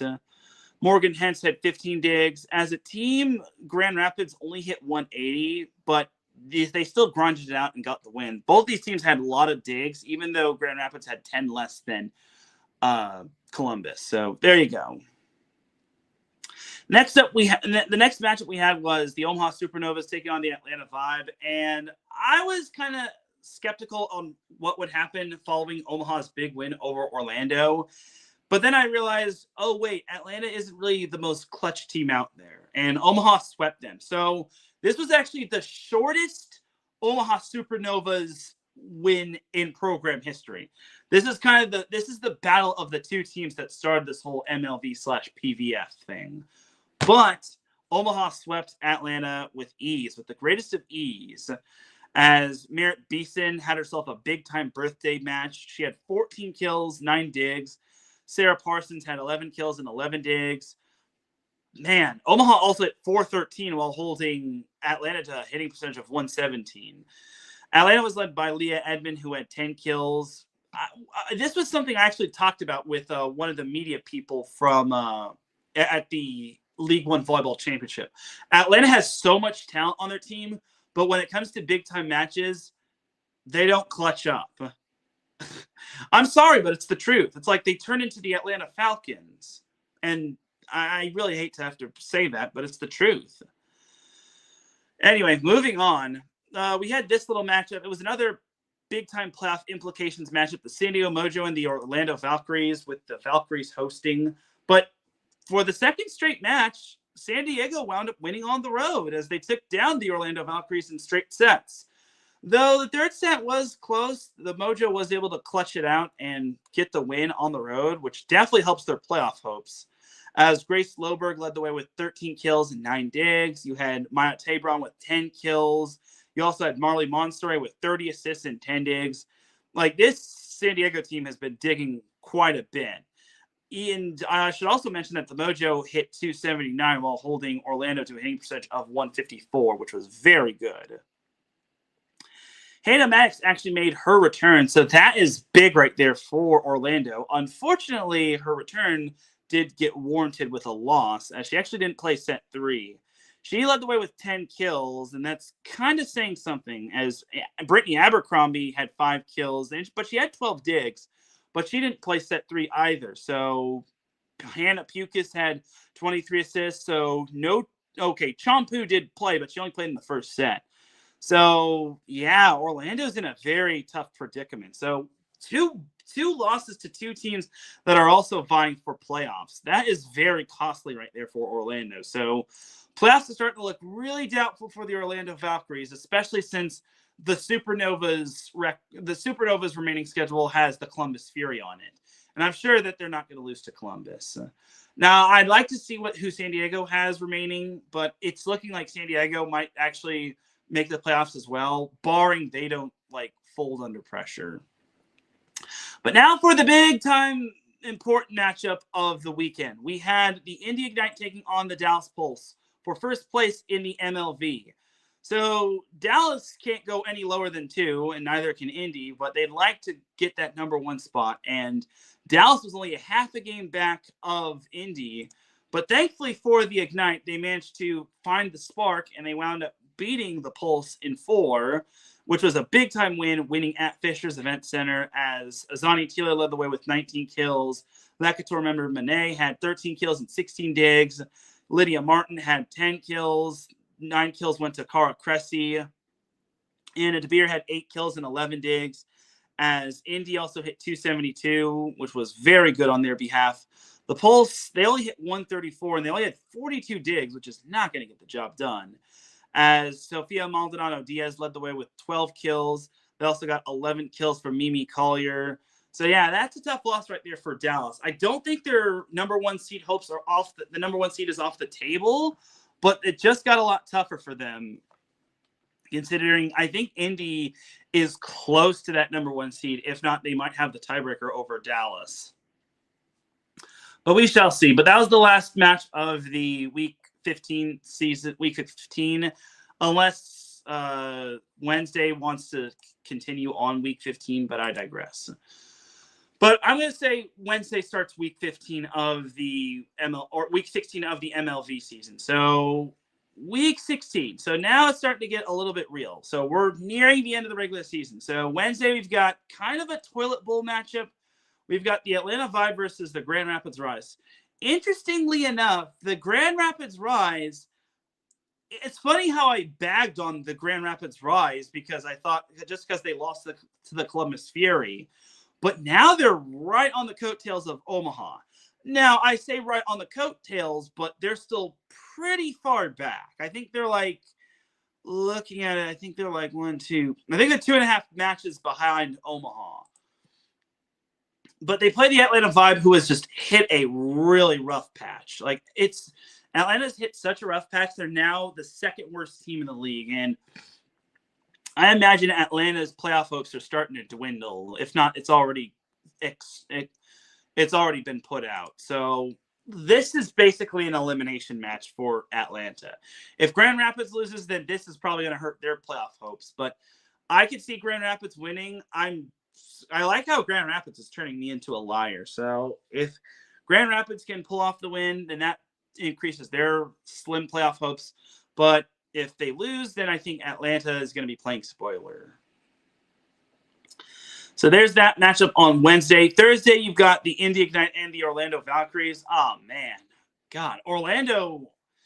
Man, if you're Orlando, this is the match you have to win. But you got to wonder, maybe Amy Polly pulled her starters out just because she didn't want them to get hurt, because she wants them later. She wants them to be playing this week and then in the last week. I mean, it's an interesting matchup. I mean, Orlando isn't necessarily eliminated from playoff contention, but at the same time, it's like Indy wants that number 1 seed. And Orlando needs this win in order to have any sort of hope of making the postseason. But looking at the record, they're 10-14. They're quite a little ways back of Omaha. So I imagine Orlando is either going to be playing spoiler or they're going to have to run the table. And then Friday, we've got a doubleheader. We've got the Columbus Fury at the Omaha Supernovas. This is kind of the case in point matchup. I imagine if Omaha wins this and then they get some help from the Ignite and the Vibe, I think that solidifies their playoff spot as well as the San Diego Mojo's playoff spot. More on them later. But if Omaha loses to Columbus, then I'll be flabbergasted. I just don't see Omaha losing to Columbus. They're playing better ball. I know they have an interim coach, but this interim coach knows ball. And Columbus Fury is basically they've been eliminated from playoff contention for about a week or so. And I say that with all due respect to Columbus, but Columbus, they're not going anywhere. They're not. They only have 5 wins. They have the worst road record of all the teams, and they also have the worst home record of all the teams. Need I say more? Let's move on to the next matchup. So next match, we have the Dallas Pulse taking on the San Diego Mojo at Viejas Arena. This is an interesting matchup. And, oh, man, if Omaha is going to be cheering hard for Dallas. Here's the thing. This could be a playoff preview, but here's my biggest qualm. If San Diego can win on the road, they might not have much of a problem winning at home. But here's my biggest concern for the Mojo. They're 8-4 at home, which is the second best home record in the league behind Indy's 11-1. And also Dallas has an 8-4 record, but Dallas can win on the road. They are 10-3 on the road. I think the Mojo did take down the Pulse just recently in the latest matchup.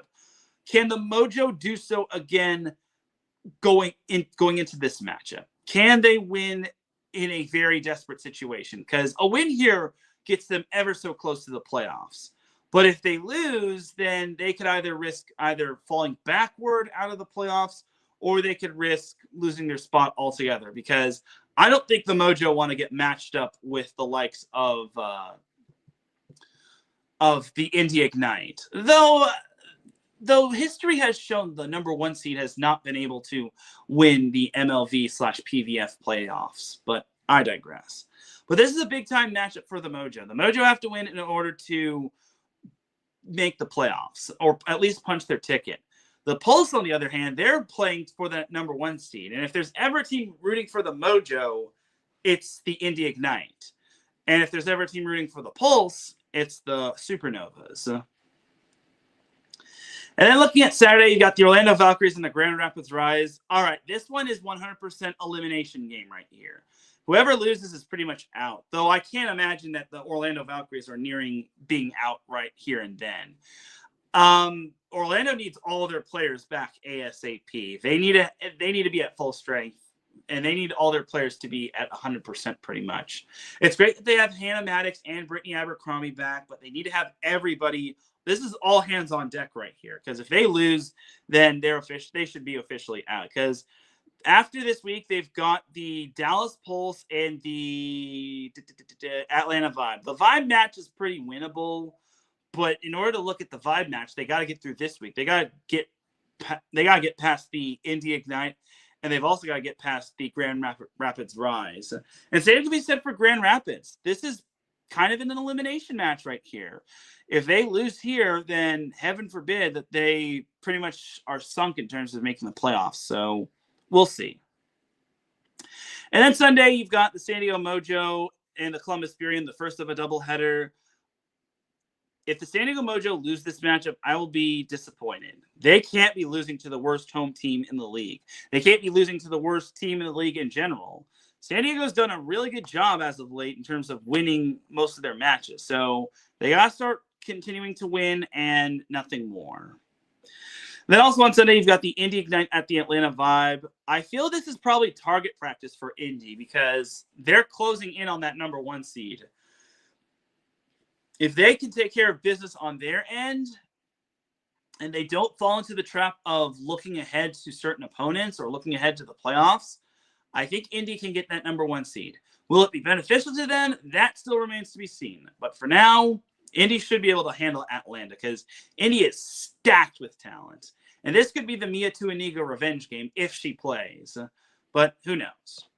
All right, but that is that for the MLV. So now let's go to the League One Volleyball Championship. So League One Volleyball Championship recap. Love Austin took down Love Salt Lake in the golden set on Saturday, but let's take it all the way back to Thursday. So you all probably saw my recap on Instagram. I don't know if I posted it on X as well, but regardless, Love Salt Lake took the first match in 5 sets. They were down 13-11 in set 5, but then they managed to close the match off on a 6-1 run, which I thought was really, 5-1 one. Sorry, I wasn't really the best at math, but they closed off the match on a 5-1 run. And even set 4, they needed to grind that one out. They were up 24-22. Austin tied it up at 24 apiece. And then Salt Lake eventually wound up winning that 4th set, 27-25. That was just an incredible match. Now, that first match was an incredible match. But the second match was maybe the coup de grace. So Salt Lake went up 2-1 in the match, winning. They lost the first set, and then they won the next 2 sets. And then it was looking pretty doomy and gloomy for Austin. They were down 13-8 in set 4. And in that set, Austin head coach Eric Sullivan, yes, the Eric Sullivan, he actually brought in Zoe Jarvis, formerly known as Zoe Fleck, in at libero for Koto Inoue, which, with all due respect, she wasn't bad by any means. Unfortunately, I guess Eric Sullivan saw something from Zoe Jarvis that we all didn't see. And eventually, Austin was able to rally back from that 8-13 deficit to eventually take set 4, 25-22, to force the 5th set. And then in the 5th set, Love Austin was able to take down Love Salt Lake 15-11 to force that golden set. And that 5th set was also kind of a grinded out set until like the halfway point where Austin really started kicking into overdrive. But it was a very good win to force that golden set. And then in the golden set, Austin just jumped out to an early lead and they did not look back. They wound up winning the golden set 15-8. It was the place was electric. It was supposedly sold out. I think there was like 4,000 plus. Although I did see some empty seats. So League One Volleyball, I know you did a great job of marketing. You did a great job of getting fans to come out. But I will say that's one of my biggest qualms. It wasn't sold out. There were some empty seats, but I will say it was a very, very good packed house. So my takeaway for this whole thing, absolute amazing match. And I am so glad League One Volleyball is expanding to Los Angeles. Now, where will Love Los Angeles play? I am not sure. I'm hearing that it's going to be at the Walter Pyramid. I'm hearing it's good, but I'm also hearing it could be elsewhere. I think Crypto.com Arena is too expensive. I think Intuit Dome is too expensive. Arrowhead Pond, the Honda Center. I'm too old school with the Anaheim Ducks. That's not Los Angeles. So I imagine it's going to be, and who knows, maybe the Galen Center I'm not sure about Poly Pavilion because Poly Pavilion doesn't have Terraflex, though I don't think that's a problem for League One volleyball. But overall, I'm happy that League One volleyball is expanding to Los Angeles. So I can't wait to hopefully cover that, and I'm excited for that. So overall, I enjoyed covering it. Okay, so now here's my experience on attending the League One Volleyball Championship. So day one was pretty darn cool. I will say, this is kind of my critique for League One volleyball. I did not like how we weren't at the media table. I don't like how the media table is so short that us media folk kind of got rearranged. Now, on the first match, I was totally fine with that. I was totally fine because where I sat was not bad. It was pretty close to courtside, and I got to experience and see everything. During the championship match, us media folk were limited, and I kind of was not a big fan of that. The media area for the League One Volleyball Championship was pretty much up at the tippy top. Now, I'm a firm believer of media should be treated right. And the media is the one that's kind of growing this whole thing. Because if your media, whether it's like online content or social media content or writing about it in the paper, I think media deserves a better positioning in terms of spots, in terms of watching the matches. And this is no knock on League One volleyball. I am forever grateful for them credentialing me and for letting me be part of the experience. And I also got to give a shout to, I'm probably going to butcher his last name, but it's Kyle. I think it's Skolerzik. If I mispronounce that, I'm sorry. But Kyle was just really helpful to me overall. Although there were a few things that he did that he did have to tell me in person. On the championship match, like for example, the hospitality room wasn't exclusive to the media members, which is another knock on me. That's another knock I have on League One volleyball. Let media have access to the hospitality room. Let media have access to the celebration after the floor, after the match, because me as well as the other media members did kind of have to wait a little while for the teams. I get it because League Love Salt Lake lost, and it's a devastating loss for them losing in that fashion. But at the same time, it's like you could have given me as well as some of the other media members a chance to be on the floor for the celebration and take pictures. Certain members of the media or certain people that got credentialed were not allowed on the floor, which I think is I just don't like that. So I think a helpful, constructive tip for League One volleyball would be help give media more access to things on the championship match. I get they have to run a tight ship because it was supposedly sold out, even though I saw empty seats. But I will say, I enjoyed covering the League One Volleyball Championship. League One Volleyball sure knows how to throw a championship match. So I salute that. So amazing, amazing atmosphere. And no, I'm not going to talk about this because I'm talking professional volleyball right here. So like I said, this isn't Burger King. You can't have it your way. Anyway, but yeah, I enjoyed attending the League One Volleyball Championship. It was absolutely amazing. And as long as League One Volleyball can, help out its media more, I am totally down for that. I mean, I understand the championship match was a little bit of a tighter ship, but it's like, help the media out. Let them have a storage space for their stuff. Because I kind of made the foolish decision of leaving my stuff after the match, which somebody probably could have taken, but thankfully there was nothing valuable. So there you go. So that's just my only criticism right there, just to help the media out a little bit more, give them a little bit more of a experience instead of giving them nosebleed, instead of giving the media the nosebleed section. But it is what it is. I mean, I can't complain all that much because they were so accommodating, especially to me, who is part of a small organization. So I salute to you, League One Volleyball, for credentialing me. So there you go. But that's that for the League One Volleyball season in terms of 2026. And definitely do check out my content from the post-game press conferences. I'm going to try to post some of the highlights because now that the matches are officially over and done with, I could start posting highlights. That's another thing I will want to add. It kind of doesn't make sense. USA Volleyball allows me to post some content when it comes to like big time events like the Elite 16 or the FIVB or anything of that sort. But League One Volleyball prevents you from posting some of the content during matches. And I had to abide by that rule. I couldn't just break that rule. Otherwise, they'd probably find out, because I did put down my social media information. And if they found out, they would have said, you're done. And I don't want my reputation to get demolished. Also, I couldn't stream the matches, which is obviously, I totally understand.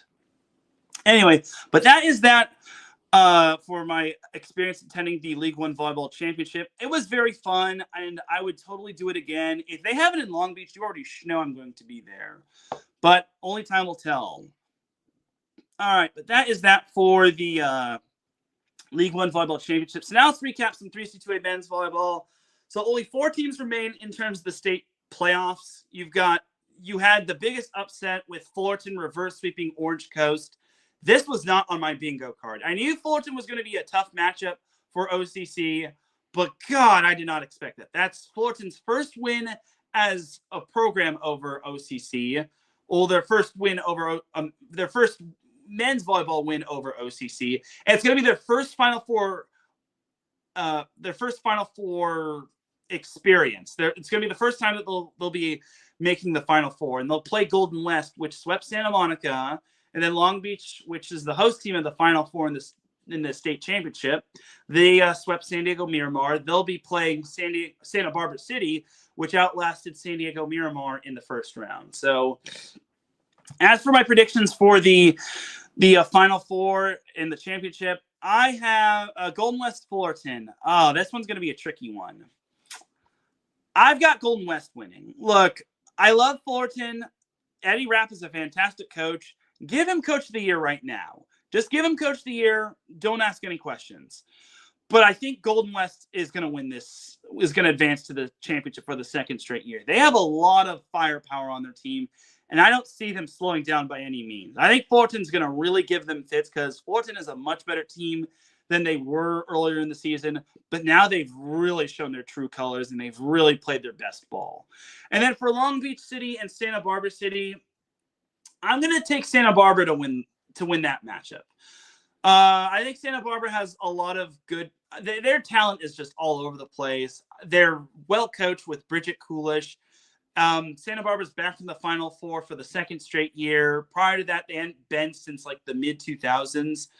I think maybe even 2000 in general. But regardless, Santa Barbara, I have them advancing. Long Beach is going to give them some fits, and I can imagine the entire city of Long Beach is going to be attending this match. But I think Santa Barbara just pulls it off, which means my final will be Santa Barbara versus Golden West. Oh, man. Forgive me, Bridget Coolish, but I have Golden West winning. I think Golden West manages to edge out Santa Barbara. It's not going to be like the first meeting where Golden West swept Santa Barbara. I think Golden West is going to have a lot of fits thrown when it comes to facing Santa Barbara. But in the end, I think Golden West pulls off the victory, and they win their second straight state title. And Nick Amato is going to be building a dynasty with that team. But I think any of those teams can win it. My hope is, and I really don't want to say this negatively on Long Beach and Golden West, I would like to see a new champion, but at the same time, I would also like to see variety in the state championships. And I really hate that this the 3C2A state championship is going to be on the same night as the Big West Conference men's volleyball championship. I think the men's volleyball championship for the Big West starts at 5, while the 3C2A men's volleyball state championship starts at 7. So knock on wood, hopefully I can attend both. But that's going to do it for 3C2A men's volleyball. So lastly, let's talk a little high school boys volleyball. So last Saturday, we had Redondo Union taking down Loyola in the Redondo tournament finals to win that tournament. They are taking on Miracosta right now. I don't know what's happening in that match, but if Redondo wins that match against Miracosta, then they'll be Bay League champions, and I can imagine they could be a good number 1 seed for the NCAA, for the CIF playoffs. But if Miracosta wins, then I imagine they'll be the number 1 seed. And then Huntington Beach also plays Loyola this week. They play them tomorrow, which is going to be a fun matchup. If Huntington beats Loyola, then I could see Huntington as the number 2 seed. But if Loyola beats Huntington Beach, then I can imagine Loyola gets the number 2 seed, and then Huntington Beach gets the 3 seed. And then based on maybe if Redondo loses to Costa, they could be the 4 seed. But then again, you have to factor in Corona del Mar's win over Redondo Union as well. So we shall see.